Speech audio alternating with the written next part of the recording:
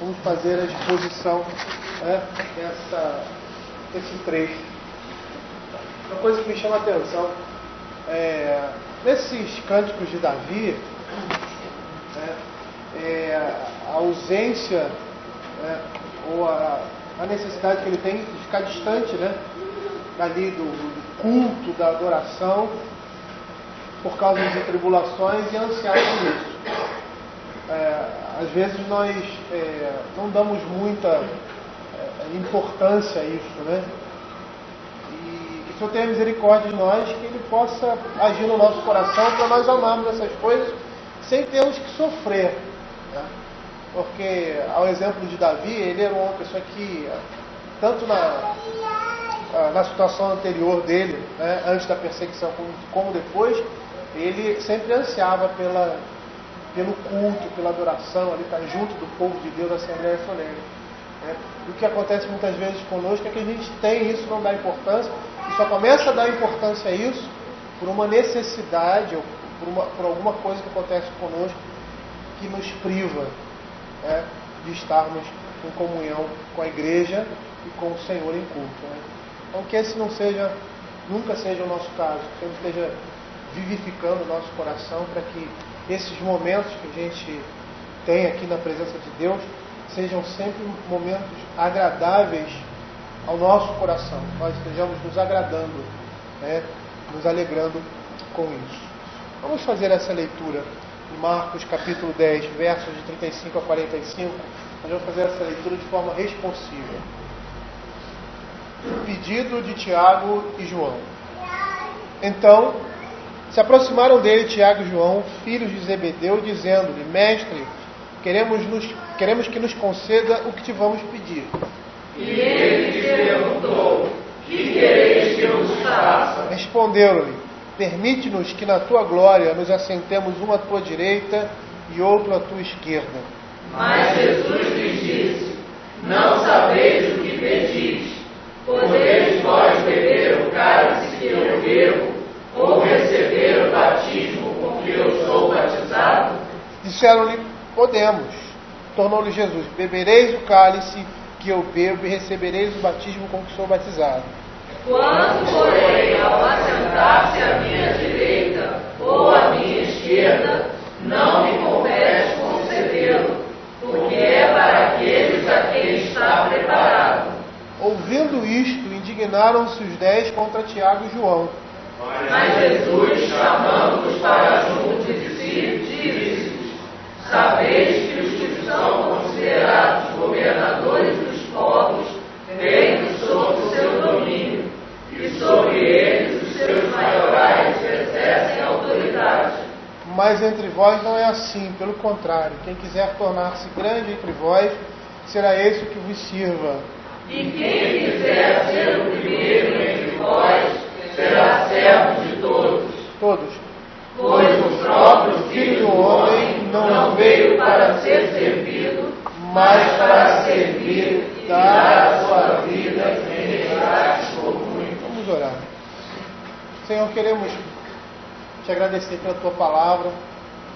Queremos pedir que o Senhor fale ao nosso coração através dela, Pai. Nós viemos aqui com esse propósito, Senhor Deus. Como ficaria frustrado, Senhor, o intento, não só do nosso coração, mas dos teus propósitos, Senhor Deus, quando estamos vindo para um local de adoração, um local onde o Senhor fala com a sua igreja, Pai. Local reservado para isso, Senhor Deus, e saímos aqui frustrados por não recebermos ou não termos o coração disposto a ouvir a tua palavra. Por isso queremos te pedir, ó Pai, que a tua palavra vá ao encontro das nossas necessidades, que o Senhor possa falar profundamente aos nossos corações, ó Senhor Deus, e que possamos sair daqui edificados, ó Senhor Deus, dependente de quem esteja falando, quem esteja transmitindo essa mensagem, mas que essa mensagem seja a mensagem da tua palavra, Pai. Senhor, nos santifica para nos tornar, Senhor Deus, para tornar possível não só a pregação do Evangelho, ser os instrumentos da tua palavra, mas também para podermos ouvi-la, Senhor Deus, com aqueles ouvidos que ouvem e obedecem. Fica com cada um de nós aqui, Pai, é o que nós pedimos, em nome de Jesus. A gente pode tirar muitas lições aqui desse texto. Eu estava fazendo essa leitura agora com os irmãos e vi uma coisa que não tinha visto antes. É interessante isso. Não sei nem se vou fazer menção sobre ela nessa questão, por mais que toque nesse ponto, e eu vou dizer qual é. Não sei se nós vamos nos aprofundar nele, mas é interessante porque o texto bíblico ele é muito rico, ele é rico demais. E o que me chamou a atenção é uma coisa que nós vamos falar aqui, mas o que me chamou a atenção agora nessa leitura é quando eles pedem para que eles se sentem, né, ao lado do Senhor Jesus na sua glória. E aí Jesus diz: olha, vocês podem beber o cálice que eu bebo, e entender que uma coisa está atrelada à outra, né? Quer dizer, a glória de Deus no porvir estava em Cristo, estava atrelada a um estado deprimente e uma situação deplorável aqui nesse mundo. Que Jesus ia se entregar para ser morto por causa dos nossos pecados, e por causa disso ele seria glorificado. E aqui nós temos uma lição que nós vamos até tocar nessa questão, né? Aqui mais adiante. Aqui temos uma lição profunda para nós aprendermos. Porque nós queremos a glória aqui. Mas aqui, necessariamente, nós não vamos receber essa glória. Mas nesse mundo nós não vamos receber isso. Não nos está reservado nesse mundo a glória, mas sim no porvir. Nós já estamos trabalhando esse capítulo 10 e eu já tinha falado para os irmãos anteriormente, né, que no verso 35 a 45 ele está dentro desse grande contexto, desse grande escopo aqui, né, do rapaz que era um homem que se achava cumpridor da lei e que por causa disso merecia o reino de Deus. E aí nós vimos aí a questão da religião de méritos, aí nós vimos aí a questão do orgulho, né? E aí Jesus passa a ensinar que homem nenhum é capaz de entrar no reino de Deus. E os homens que entram no reino de Deus, eles entram porque isso é possível a Deus, mas é impossível aos homens, né? Já desfazendo aquele conceito farisaico, e um conceito que está encravado em nós. Tá? E qual é esse conceito? De que nós merecemos, que através daquilo que nós fazemos, nós somos aceitos por Deus. Então essa ideia, né, de merecer e receber alguma coisa estava presente supostamente ali também na fala de Pedro, né? Nós tudo deixamos e te seguimos. E Jesus diz que existe sim uma recompensa nesse mundo, para aqueles que seguem o Evangelho. Mas essa recompensa ela não é final, e ela vem junto com a perseguição, com as dificuldades por causa do próprio Evangelho. E aí nós vimos Jesus mostrando um momento assim singular para ele ensinar mais uma vez, a partir do seu exemplo, os primeiros serem últimos e dos últimos primeiros. E aí ele interpõe nessa sequência, né? Mateus interpõe ali a fala de Jesus em que ele mostra o seu final, mostra a sua morte. Ele é um momento em que Jesus mais uma vez aproveita para lembrar, fazendo uma ligação com tudo aquilo que estava acontecendo, para lembrar da sua morte e da sua ressurreição, que ele ali, entre os principais, ele era o último. Ele seria escarnecido, seria açoitado, e por causa disso ele seria o primeiro. E aí agora, esse pensamento volta, depois de tantos ensinamentos, depois de Jesus Cristo bater tantas vezes na mesma tecla, falar sobre o mesmo assunto, isso volta mais uma vez. Esse desejo de mérito, esse desejo de receber alguma coisa em troca, o orgulho de ser reconhecido, que nós vemos ali também naquele jovem fariseu, e também ali em Pedro, de certa forma, ou em nós, a exemplo de Pedro, quando ele diz: eis que tudo deixamos e te seguimos. E aí a gente vê mais uma vez a ignorância desses discípulos, a nossa ignorância com relação às coisas do reino de Deus. Muitas vezes a nossa cegueira e lerdeza em entender que o reino de Deus, que as perspectivas desse reino são completamente diferentes das dos homens ou da religião natural. E é interessante, eu não sei, eu tenho falado muito sobre isso aqui em algumas pregações, porque está sempre presente. A religião natural, ela às vezes é muito parecida com a religião revelada. É parecida somente. Por quê?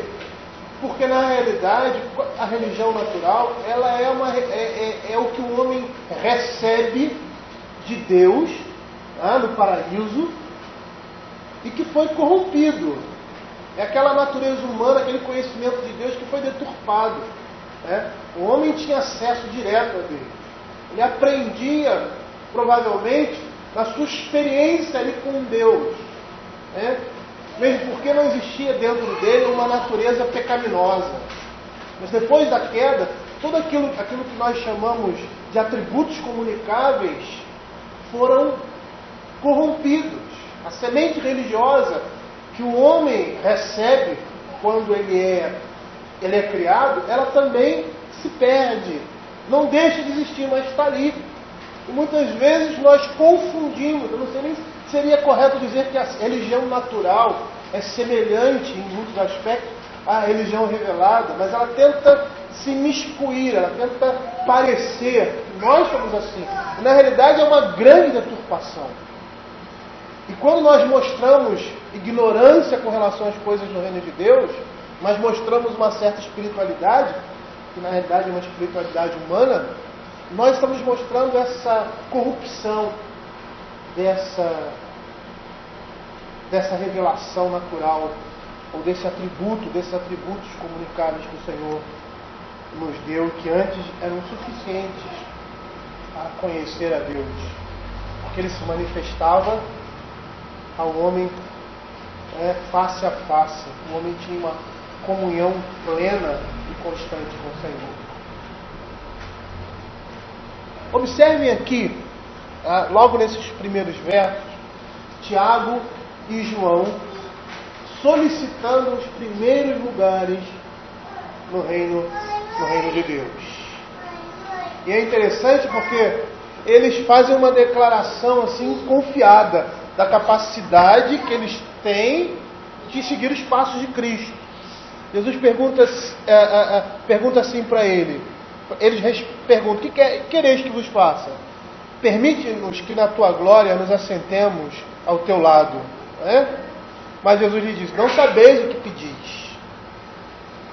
Podeis vós beber o cálice que eu bebo, ou receber o batismo com que sou batizado? Percebam que aquilo que Jesus iria passar estava relacionado diretamente com a sua glória. E eles dizem: não, nós podemos beber esse cálice. Eles confiavam demais em si mesmos, nas suas capacidades. Eles não podiam, eles até vão passar, mas eles não passam no primeiro momento pelas mesmas coisas que Jesus passou. E a perspectiva deles, mais uma vez, era pensar que o reino de Deus iria vir imediatamente. E no momento que eles falam isso, de que eles teriam capacidade de beber o mesmo cálice que o Senhor, eles estão projetando há muito as suas perspectivas e desconhecendo os seus próprios corações, e muito menos o que ia acontecer depois. Foi aquilo que nós mais ou menos lemos na sexta-feira lá em casa de João Calvino: conhecimento de si mesmo. Eles não conheciam a si mesmo. E uma coisa interessante que nos assemelha a eles, nessa perspectiva temporal de receber a coroa, de receber as glórias, de receber aquilo que, vamos dizer assim, o Evangelho poderia nos dar de bom aos olhos do mundo. Essa tranquilidade que o mundo busca, essa paz, que o mundo, essa riqueza, essa glória que o mundo busca. É interessante porque nós buscamos isso também. E nos assemelhamos a Ele porque esperamos agora, no presente, muito mais aprazimento, muito mais prazer em nossa religião do que o Evangelho nos promete. Tá? Eles estavam querendo o quê? Os louros. Eles queriam, como muitos crentes, querem o final, eles querem a vitória. Mas não tinham a capacidade de passar por determinadas coisas que levavam a isso. E é isso que Jesus está mostrando aqui. Vocês querem glória, mas vocês não têm capacidade de beber o que eu vou beber. Vocês não têm capacidade de passar pelo que eu vou passar. Porque essa glória, antes exige o cálice. Exige o sacrifício. E é nesse momento que a gente precisa lembrar das bênçãos do Evangelho. Porque nós vamos ser abençoados por causa do Evangelho, por seguirmos a Cristo. E uma coisa que mostra claramente isso é um verso que nós vimos na semana passada, Marcos 10:30. Quando Jesus responde a Pedro, nós tudo deixamos e te seguimos. E parece que, e aí, o que nós vamos ganhar com isso? Aí ele diz assim: em verdade vos digo que ninguém é que tenha deixado casa, irmãos, campos, por amor de mim e do Evangelho, que já não receba o cêntuplo de casas, irmãos e irmãs, com perseguição. A gente precisa se lembrar disso. As bênçãos vêm, mas nesse mundo as tribulações acompanham. Às vezes nós nos esquecemos da cruz e das tribulações e pensamos que o que vai vir a nós nesse mundo, muitos crentes são assim, é exclusivamente a coroa, os louros, a glória, o bem-estar, a tranquilidade, a paz que o mundo almeja. Porque a paz que nós temos é uma paz interior, uma paz que nos diz que nós estamos em Cristo, com Ele. Mas nós vivemos um conflito interno por causa da carne, por causa do mundo. E esquecemos que uma coisa está ligada à outra. Coroa, glória, está ligada às lutas, às tribulações. Não é à toa que lá em Atos, abra em Atos 14, 22. É um paradoxo. Por quê? Porque essa guerra contra o pecado e essa luta e as tribulações que nós passamos aqui, elas não ferem nem destroem a nossa paz com Deus. Pelo contrário. Pelo contrário. Olha o que o apóstolo Paulo fala. Após ser apedrejado e tido como morto, fortalecendo a alma dos discípulos, exortando-os a permanecer firmes na fé, mostrando que através de muitas tribulações nos importa entrar no reino dos céus. Nós, como crentes, nós não podemos esquecer que nós temos que carregar uma cruz. E é essa cruz que vai nos levar à glória. É essa cruz que vai nos levar à coroa. A coroa da vitória. Uma outra coisa que nós percebemos aqui também, com relação à falta de conhecimento de si mesmo, é uma estimativa incorreta que nós temos da nossa paciência e da capacidade de resistir a provas e tentações. E a falta de conhecimento disso, sabemos medir essas coisas, leva com frequência a experiências amargas. Nós estávamos falando essa semana, na sexta-feira, sobre o conhecimento de Deus e o livre-arbítrio. E Calvino começa com uma frase que é nesse capítulo, o capítulo do volume 1 das Institutas, o capítulo eu não lembro qual é, mas ele começa com um ditado popular, que foi muito usado por Sócrates: conhece a ti mesmo. Conhece-te a ti mesmo. E nesse ditado ele faz um paralelo entre o reino de Deus e o que se dizia a partir disso. O que se dizia a partir disso era o que eles diziam com esse ditado, é que o homem precisava conhecer, mas eles estavam voltados para ele, para as suas capacidades, para aquilo que existia de bom nele. E quando ele usa essa expressão e essa verdade, porque é uma verdade, o homem tem necessidade de conhecer a si mesmo, mas na perspectiva do Evangelho, a coisa muda completamente de figura, porque vai apontar para um homem que conhece as suas limitações, que sabe que é incapaz de fazer qualquer coisa se não for pela graça, pela misericórdia e pelo auxílio de Deus. E se não for assim, nós vamos ficar completamente desapontados e vamos cair em muitas armadilhas. Foi o que aconteceu com aqueles discípulos. Nós precisamos aprender com eles. Eles disseram: nós podemos beber esse cálice. Eles confiaram demais em si mesmos. E o que aconteceu? Olha o que diz Marcos capítulo 10, verso 39. Disseram-lhe: podemos. Tornou-lhe Jesus: bebereis o cálice que eu bebo e recebereis o batismo com que sou batizado. E eles receberam isso depois. Mas olha a confiança dele. Não, nós podemos beber.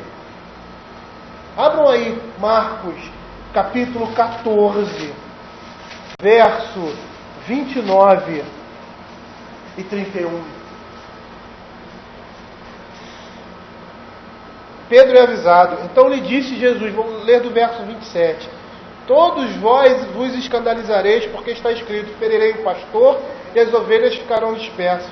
Mas depois da minha ressurreição, irei adiante de vós para a Galiléia. Disse-lhe Pedro: ainda que todos se escandalizem, eu jamais. Respondeu-lhe Jesus: em verdade te digo que hoje, nesta noite, antes que 2 vezes cante o galo, tu me negarás 3 vezes. Mas ele insistia com mais veemência: ainda que me seja necessário morrer contigo, de nenhum modo te negarei. Assim disseram todos. Eles confiavam demais em si mesmos. Eles tinham uma perspectiva muito superior com relação a si mesmos, daquilo que realmente eles eram. Se eles entendessem que eram incapazes de fazer alguma coisa por eles mesmos, se eles conseguissem perceber isso, eles não seriam tão confiantes e tão ousados, e não cairiam como caíram. E esse é o exemplo que nós precisamos ter desses irmãos, dos discípulos de Jesus. E aqui nós vemos os melhores, porque eles eram os melhores. Melhores em quê? Se a gente for olhar humanamente, em nada, né? Mas eles se tornaram os melhores porque andaram com Jesus. E quando nós andamos com Jesus, nós nos tornamos assim. Não por nós, mas pela graça dele. Existem bons exemplos aqui. Existem coisas boas aqui. Eles mostram o desejo de almejar coisas boas no reino dos céus. Eles contam o seu desejo mais íntimo ao Senhor. Eles creem que Jesus era Rei, Senhor e Senhor dos senhores. Era Rei sobre todas as coisas. Ele fala: o Senhor, no dia que o Senhor reinar, quando vier o seu reino, eu quero sentar à sua direita. Mas eles tinham uma coisa que nós não podemos imitar. Eles confiavam em demasia nas suas capacidades. E por causa disso, eles caíram. Todos eles. Todos eles caíram. Isso deve ser um ensinamento para nós. Mas existe uma coisa aqui uma coisa interessante aqui também. No verso 41, diz assim: ouvindo isto, indignaram-se os 10 contra Tiago e João. Mas Jesus, chamando para juntos de si, disse-lhes: sabei que os governadores dos povos têm sob o seu domínio, e sobre eles os seus maiorais exercem autoridade. Mas entre vós não é assim, pelo contrário. Quem quiser tornar-se grande entre vós, será esse que vos sirva. E quem quiser ser o primeiro entre vós, será servo de todos. Pois o próprio Filho do Homem não veio para ser servido, mas para servir e dar a sua vida em resgate por muitos. Percebam que o desejo que existia no coração de Tiago e de João era o mesmo desejo dos outros discípulos, porque eles ficaram insatisfeitos e revoltados com a atitude dos dois irmãos. Eles também desejavam, eles tinham ambição, desejo de proeminência, de ser reconhecido, de ter o melhor lugar. Esse é o desejo que estava no coração de todos eles. E não gostaram da ideia de saber que Tiago e João poderiam ficar acima deles. Mais uma vez, Jesus é paciente com eles, né? Às vezes eu vejo a minha impaciência, tá? De uma maneira geral, com algumas coisas, principalmente com relação ao ensino, né? Do Evangelho. Você ensina e a pessoa às vezes você fala, você orienta, não vai por esse caminho, não, isso aí está errado, e tal, e mostra e tal, mas a pessoa vai, e nós somos assim. Tá? Às vezes a gente não tem paciência, mas Jesus é um homem paciente. Ele aproveita esse momento para ensinar aquilo que o reino de Deus fala, aquilo que ele fala a respeito da grandeza pessoal de alguém, né? E é interessante que a ideia que eles têm, elas estão fundamentadas em um fundamento que não é sólido, num fundamento errado. E o que nós estamos vendo aqui é o que vemos lá no verso 31. Diz assim: porém muitos serão últimos e os últimos primeiros. Mais uma vez, ele precisa falar a respeito disso, do que isso significa. Por quê? Porque esse sentimento está arraigado no coração do homem, arraigado no nosso coração, e ele mostra mais uma vez com o seu exemplo. A grandeza não está em ter a maior posição aos olhos dos homens. A verdadeira grandeza não está aí, não está nessas coisas. E eu olho para isso e acho muito engraçado, porque nós somos assim. Se nós tivermos essa perspectiva, nós vamos achar até meio ridículo. Por quê? Porque o que acontece com aqueles homens? Aqueles homens são separados do mundo. Eles, na perspectiva bíblica, eles tomam a sua cruz, eles professam abandonar sua justiça própria, eles creem, eles seguem a Jesus Cristo. Eles agora fazem parte do povo de Deus, eles são seguidores, são discípulos de Jesus. Eles abandonam as coisas do mundo. Mas olha que interessante, o sentimento deles é o mesmo sentimento daquela pessoa que desconhece completamente ao Senhor. Eles querem o primeiro lugar, eles querem aparecer, eles querem riqueza. Não é à toa que eles falaram anteriormente assim: então quem pode ser salvo? Se um rico não pode entrar no reino de Deus, ninguém pode ser salvo. O coração deles desejava essas coisas, como o coração de todo homem. Abram aí Filipenses capítulo 2. Filipenses capítulo 2, verso 3. Olha o que a palavra de Deus fala a respeito disso. Nada façais por partidarismo ou vanglória, mas por humildade, considerando cada um os outros superiores a si mesmo. O que eles estavam fazendo era o contrário, eles queriam se tornar superiores aos outros, mas não considerar os outros superiores a si mesmos. Eles sentiam dor quando alguém subia acima deles, se projetava acima deles, aparecia mais que eles, e nós somos assim, nós precisamos vigiar.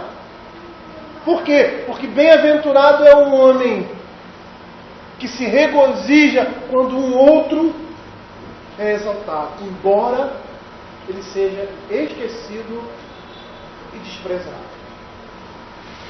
Como essas coisas são difíceis para nós entendermos, mas foi isso que Jesus assumiu.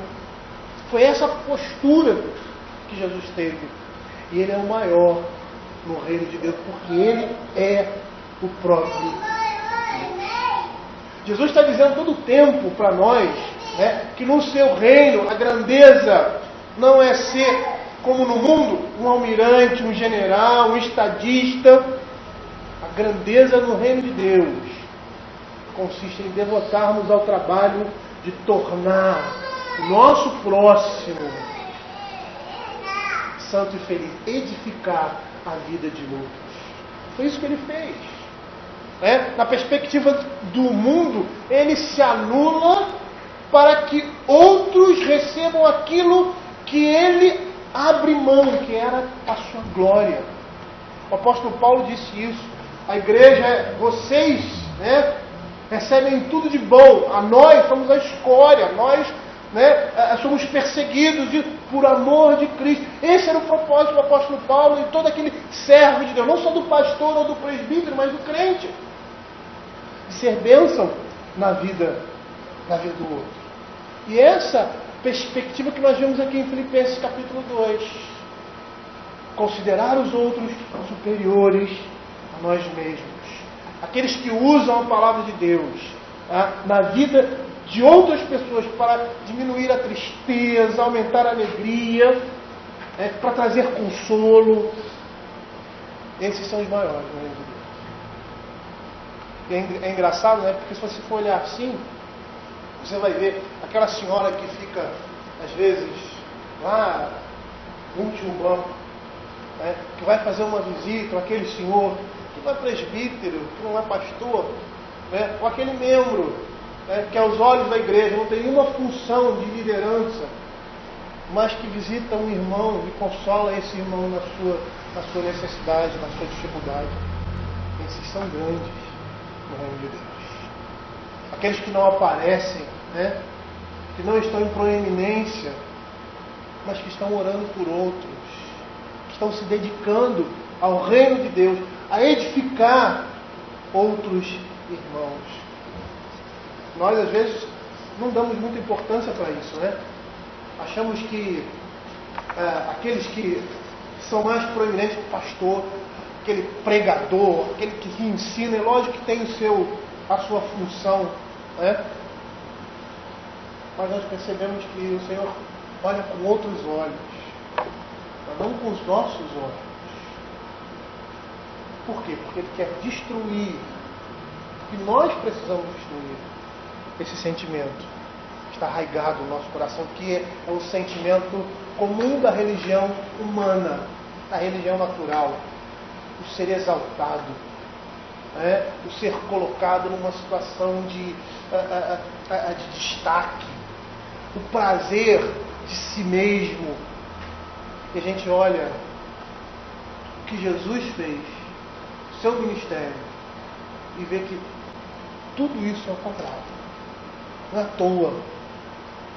Muitos dizem assim, nós temos que seguir o exemplo de Jesus. E muitas coisas nós podemos seguir e temos que seguir o exemplo de Jesus. Porque Ele foi o nosso exemplo. Mas Ele é o nosso Senhor e existem coisas que Ele fez que nós não podemos fazer. E uma delas é morrer pelos pecados. Nós não somos capazes de morrer pelos nossos pecados. É pela graça e pela misericórdia dele. Mas a atitude que Ele tem de se humilhar, sendo o Senhor, se colocar abaixo de outros, mesmo estando acima, é isso que Ele quer e que Ele exige de nós. E é isso que nós não estamos vendo aqui em homens que deixaram o reino de Deus. Ou melhor, que deixaram o reino dos homens, que abandonaram o mundo. Isso que é meio paradoxal. Por quê? Porque você diz abandonar o mundo e você vem para o reino de Deus e quer viver no reino de Deus na perspectiva do mundo. É o que nós vemos hoje, por exemplo, e na Idade Média, na história da igreja, com a igreja, que a gente chama de católica.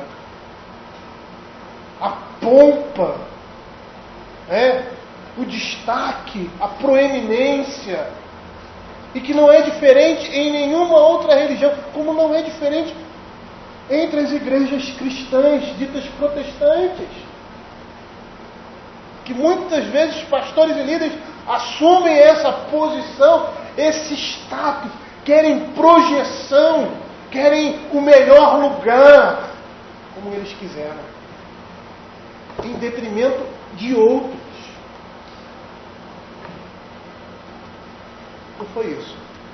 Não foi dessa forma que o Senhor Jesus veio. Não é essa a perspectiva do Evangelho.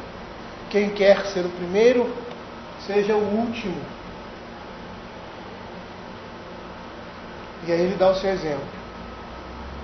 Pois o Filho do Homem não veio para ser servido, mas para servir.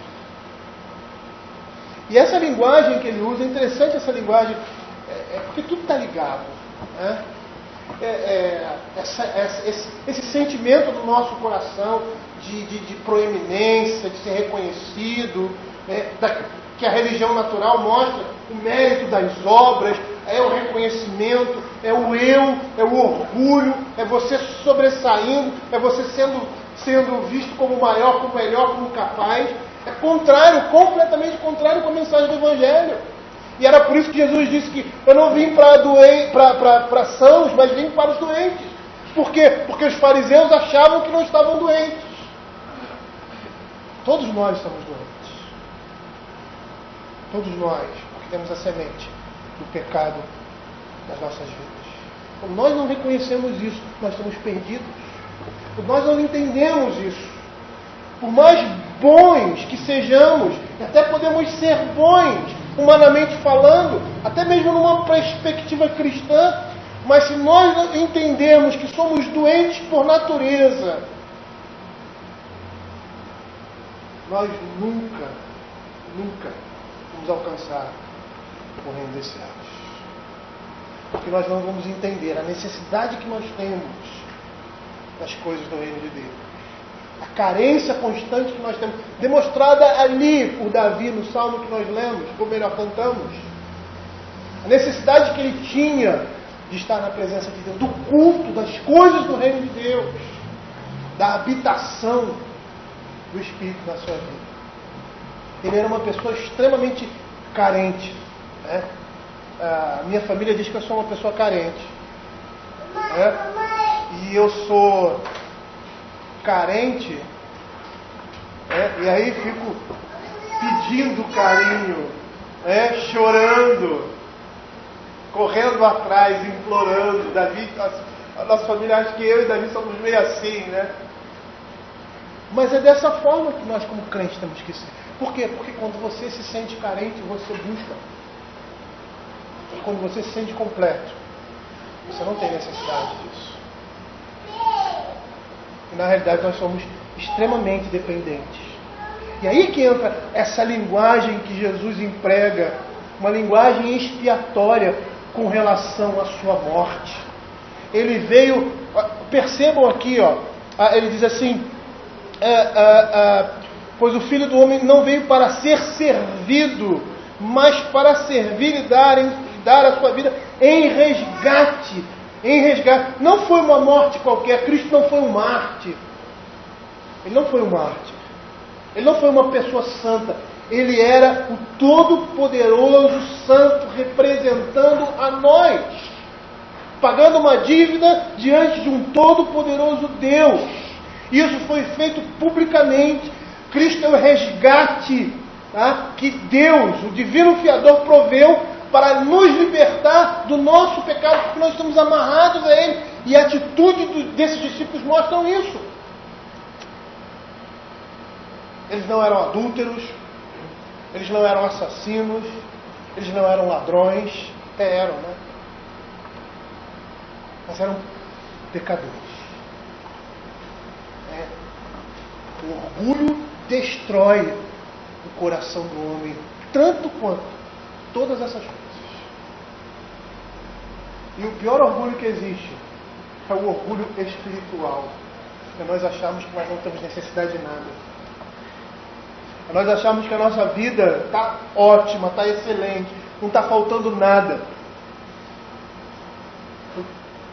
Jesus veio por isso também. Pela falta de necessidade que nós temos de um Salvador, humanamente falando. Porque nós achamos que nós podemos salvar a nós mesmos. Mas a palavra de Deus está dizendo que Ele veio nos resgatar dos nossos pecados. Desse aqui, do orgulho, do desejo, do sentimento de estar à frente, de ser reconhecido. O Senhor leva sobre si os seus pecados. Ele morre, Ele sofre, Ele paga um preço que não é dele, que é nosso. Eu já falei sobre a morte de Jesus várias vezes, e cada vez que eu falo sobre isso, eu me espanto com a vergonha passada por Ele. Eu não sei se você já passou por uma situação como essa. Ser reprovado diante de todos, né? Você está diante de um grande grupo e alguém chega, chama a sua atenção ou reprova de uma forma, de algo que você fez, que foi terrível, né?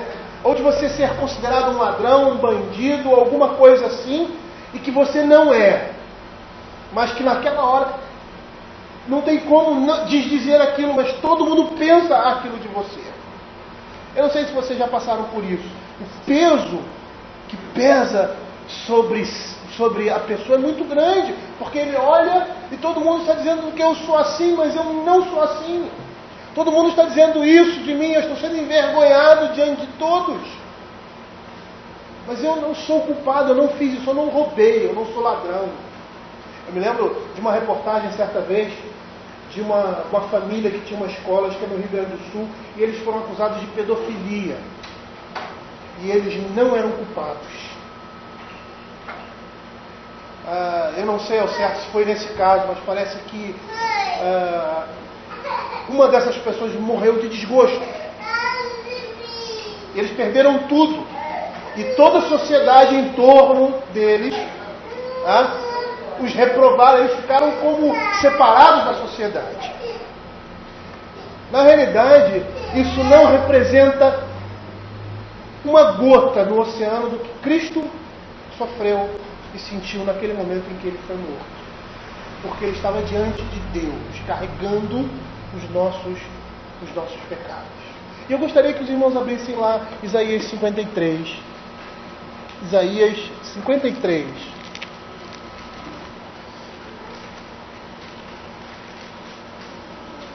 Versos 4 e 5. Diz assim: certamente Ele tomou sobre si as nossas enfermidades e as nossas dores levou sobre si. E nós o reputávamos por aflito, ferido de Deus e oprimido. Mas Ele foi transpassado pelas nossas transgressões e moído pelas nossas iniquidades. O castigo que nos traz a paz estava sobre Ele, e pelas suas pisaduras fomos sarados. Nós nunca, creio eu, teremos a dimensão do que significa o peso que o Senhor Jesus carregou sobre si. Muitas vezes nós sentimos o peso do nosso pecado. Como Davi, ali no Salmo 32, no Salmo 51, ele fala sobre isso. Enquanto calei os meus pecados, os meus ossos doíam. Agora, o que significa carregar o pecado de uma grande multidão? De uma grande multidão. Foi isso que Cristo fez por nós. Tem um autor que diz que Jesus na cruz, Ele foi o maior de todos os pecadores. Ali na cruz, Ele era o mais vil de todos os homens diante da santidade de Deus. Porque Ele estava levando sobre si o pecado de toda a humanidade. Ou melhor, de toda a sua igreja. E ali na cruz, ele se torna o pior de todos os pecadores. E por que ele faz isso? Ele faz isso para nos resgatar. Ele faz isso para que possamos ter comunhão com Ele. Para que o seu pecado, não de adultério, não de assassinato, porque não existe nenhum adúltero aqui, nenhum assassino aqui, nenhum bandido aqui, pelo menos na prática. Mas o orgulho, o desejo de ser reconhecido, ele morreu por esse pecado também. E esse pecado, ele nos leva à destruição, nos leva à morte. Porque foi esse pecado que foi lançado no coração dos nossos primeiros pais. Nós subestimamos muitas vezes a nossa humanidade e achamos que determinadas coisas são menores aos olhos de Deus. Mas quando nós vemos Jesus tratando uma mulher adúltera, arrependida do seu pecado, e olhando para um homem, um fariseu, um homem que não era adúltero, que não adulterava, mas que era orgulhoso e achava que poderia receber o reino de Deus pelos seus méritos, e ele rechaça, ele rejeita esse e acolhe esse. Nós vamos ver aqui o julgamento no reino de Deus é um julgamento justo. E as coisas no reino de Deus não são como nós imaginamos. A justiça de Deus não é a justiça dos homens. E é por essa justiça que nós fomos cobertos, pela justiça divina. Vamos orar.